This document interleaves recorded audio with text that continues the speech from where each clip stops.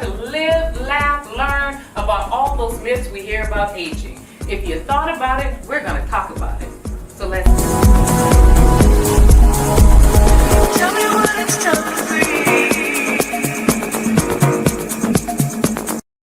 Hi, welcome to Aging While Black. I'm excited to introduce to you the voice of Aging While Black, because the voice is not someone who's getting ready to sing. She is the person who's going to make sure all of your questions, thoughts, concerns get answered and make sure I stay on point. So let me introduce to you someone that I've known for years.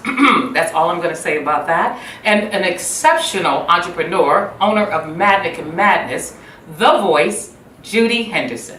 And the voice would like to add that we've been friends since 1985. Ooh, you just put us in the AARP category. Let's just keep it real. We're talking about Aging While Black, so let's just be authentic about that. Absolutely. Okay. So we met in our 20s.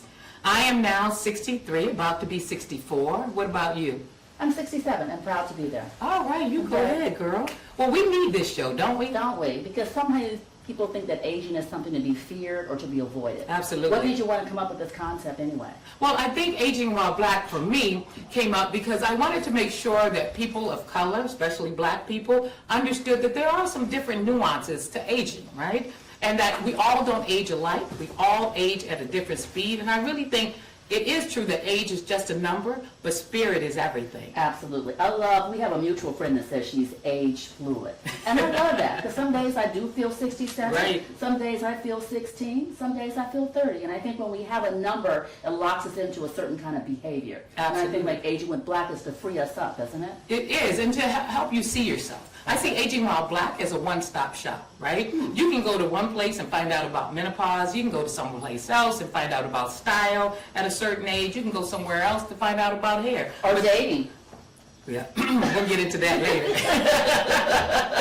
But I don't think there's one place that people of color and black people in particular can go and find out everything that they wanted to know, or be able to ask those questions that sometimes you're scared to ask because you're like, well, should I ask that? Should I not? Is everybody experiencing menopause the same way? And I think that there is no one way to go through menopause, just like there's no one way to age. So I want this to be a conversation of girlfriends like you and I. I want it to be a conversation of SMEs, subject matter experts who know about certain things to be able to come and give us real knowledge, but give it to us in layman terms. Don't talk to me like I'm a doctor. Talk to me like I'm a woman going through some things. And I think you're going to have some men on this show as well to hear about their perspective about aging. Absolutely, because I think men age in a different way, but they're treated differently. And absolutely, society looks at them differently. But I would like to also talk to men about how they see women as they age. You know, and so I think aging again is really about your spirit, right? Age is just a number, but the energy that you bring to it,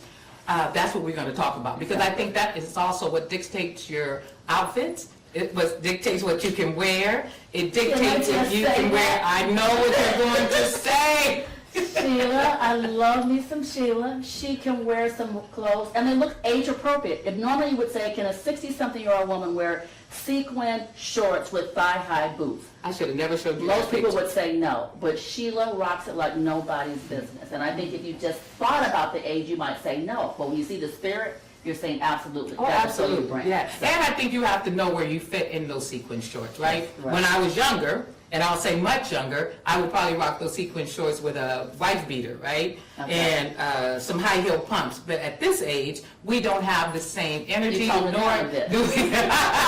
But in my way, yes. In my way, yes, it was toned down. But you know, you just kind of find your lane. You're not trying to compete.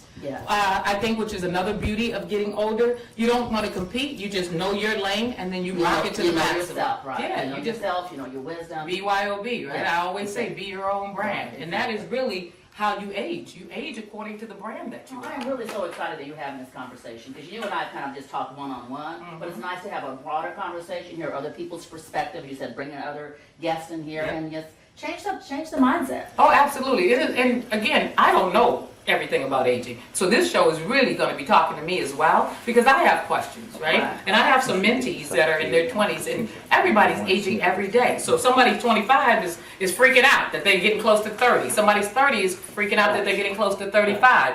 Every day you're getting a little bit older. It's all in how you perceive it. So that's what I want to talk about, because I have to be honest, I'm having some issues. I'm like, how am I getting ready to be 64? That don't make sense to me in my brain, right? I know the number is there. I know I've been on earth a little bit more than most people, and I laugh because we always say we're middle-aged. Do you understand middle age is 35 to 40? We are way past middle age.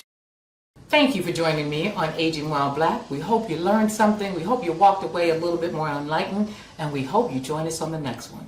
Until then, age beautiful and age while black. Bye.